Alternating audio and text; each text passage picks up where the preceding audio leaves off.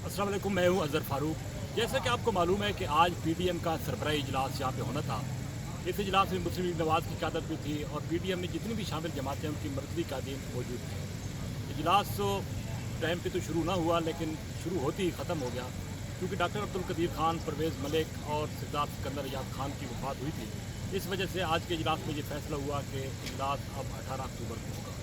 आज कोई कार्रवाई नहीं हुई, सिर्फ एक करारदाद मुतफ़िक़ा तौर पर मंजूर की गई, जिसमें इन मरूमैन को खराज अक़ीदत पेश किया गया। आज के इजलास का एजेंडा खासा तवील था, जिसमें नैब तरमीमी आर्डीनेंस था, हुकूमत के खिलाफ तहरीक थी, जलसे थे और इसके साथ साथ इंतखाबी इस्लाहात थी। इन तमाम इशूज़ पर डिस्कशन होनी थी, लेकिन आज कुछ भी नहीं हुआ और इजलास बग़ैर कार्रवाई के मुलतवी कर दिया गया। अब देखना यह है कि पीडीएम जब 18 अक्टूबर को फिर इकट्ठी होती है, उसकी क़यादत इकट्ठी होती है, तो क्या फ़ैसला करती है।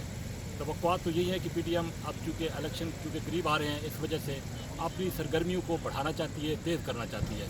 लेकिन ये डिपेंड करता है कि पीडीएम के जो फैसले होंगे उन पर अमल दरामद कैसे होता है, और इसका इंतज़ार करना पड़ेगा 18 अक्टूबर तक। लेकिन पीडीएम में शामिल बाज़ जमातें ऐसी हैं जो कि ये चाहती हैं कि फौरी तौर पर हुकूमत के खिलाफ तहरीक का आगाज़ कर दिया जाए।